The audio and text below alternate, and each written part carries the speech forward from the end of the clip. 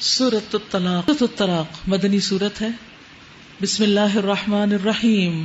یا ایھا النبی اذا طلقتم النساء فطلقوهن لعدتهن واحصوا العدة واتقوا الله ربكم لا تخرجوهن من بيوتهن ولا يخرجن إلا أن يأتين بفاحشة مبينة وتلك حدود الله ومن يتعد حدود الله فقد ظلم نفسه لا تدري لعل الله يحدث بعد ذلك أمرا.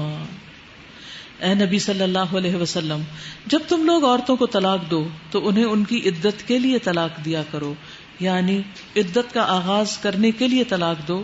اس وقت طلاق دو جب عدت شروع ہو سکے یا عدت شروع ہو جائے، اور عدت کے زمانے کا ٹھیک ٹھیک شمار کرو اور اللہ سے ڈرو جو تمہارا رب ہے.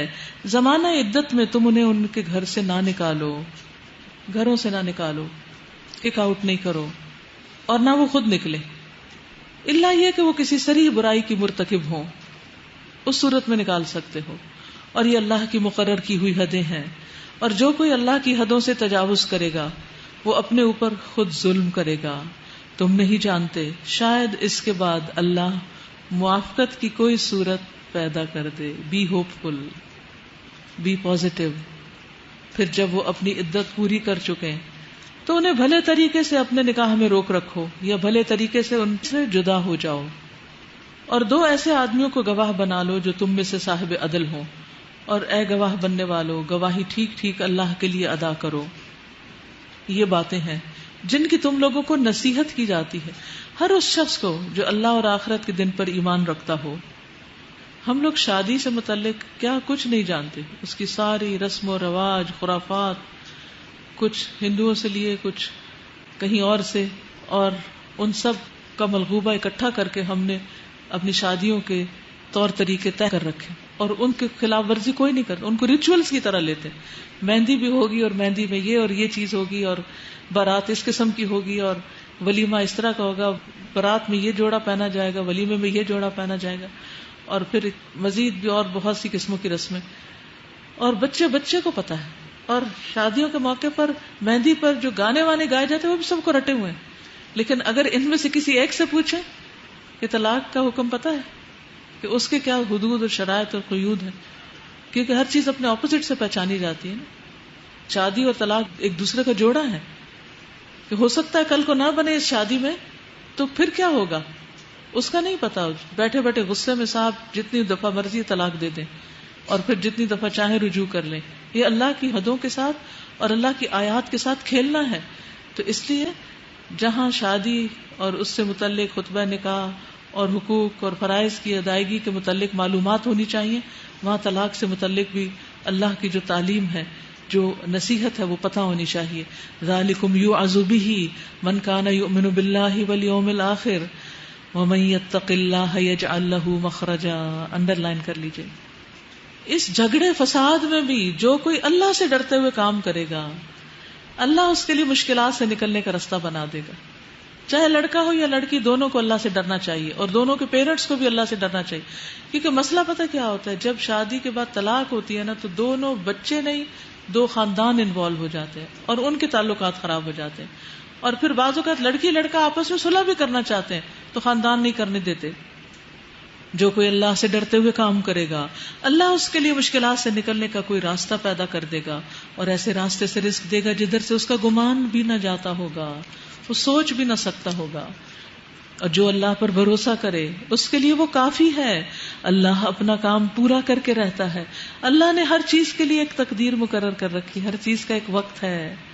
اور تمہاری عورتوں میں سے جو حیض سے مایوس ہو چکی ہوں، ان کے معاملے میں اگر تم لوگوں کو کوئی شک لاحق ہے تو تمہیں معلوم ہو کہ ان کی عدت 3 ماہ ہے، اور یہی حکم ان کا ہے جنہیں ابھی حیض نہیں آیا. اور حاملہ عورتوں کی عدت یہ ہے کہ ان کا وضع حمل ہو جائے.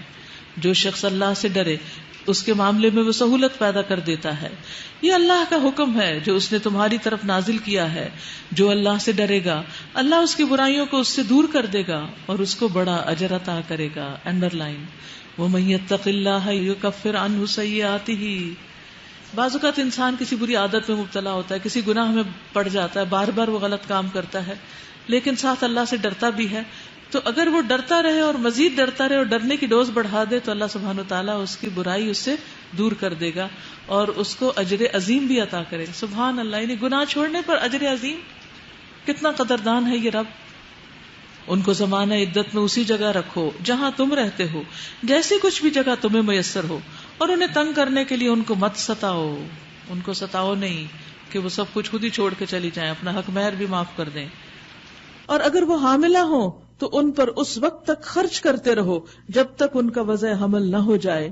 پھر اگر وہ تمہارے لیے بچے کو دودھ پلائیں تو ان کی اجرت انہیں دو جب تک 2 سال تک، اور بھلے طریقے سے اجرت کا معاملہ باہم گفت و شنید سے طے کر لو. لیکن اگر تم نے اجرت طے کرنے میں ایک دوسرے کو تنگ کیا تو بچے کو کوئی اور دودھ پلا لے گی. اگر آپس میں نہیں معاملہ طے کیا تو 3rd پرسن دودھ پلائے گا.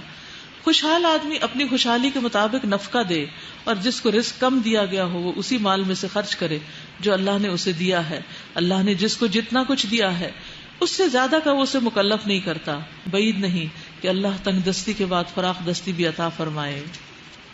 کتنی ہی بستیاں ہیں جنہوں نے اپنے رب اور اس کے رسولوں کے حکم سے سرتابی کی تو ہم نے ان سے سخت محاسبہ کیا اور ان کو بری طرح سزا دی. انہوں نے اپنے کیے کا مزہ چکھ لیا اور ان کا انجام کار گھاٹا ہی گھاٹا ہے. اللہ نے آخرت میں ان کے لیے سخت عذاب مہیا کر رکھا ہے.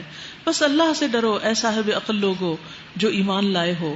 اللہ نے تمہاری طرف ایک نصیحت نازل کر دی ہے، ایک ایسا رسول جو تم کو اللہ کی صاف صاف ہدایت دینے والی آیات سناتا ہے تاکہ ایمان لانے والوں اور نیک عمل کرنے والوں کو تاریکیوں سے نکال کر روشنی میں لے آئے.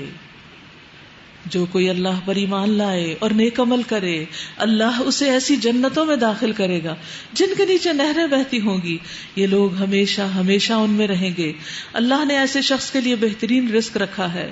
اللہ وہ ہے جس نے 7 آسمان بنائے اور زمین کی قسم بھی انہی کی مانند ہے. یعنی زمینیں بھی 7 ہیں، ان کے درمیان حکم نازل ہوتا رہتا ہے.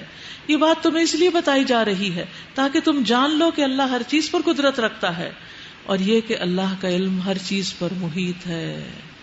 یہ الگ بات ہے کہ ہمیں نہ پتا ہو کہ وہ زمینیں کہاں ہیں اور اس کے اندر کیسے لوگ رہتے ہیں اور وہ کیا کیا کھاتے ہیں اور پیتے ہیں اور کیا ان کا انجام ہوگا، لیکن سب کچھ اللہ کے علم میں ہے.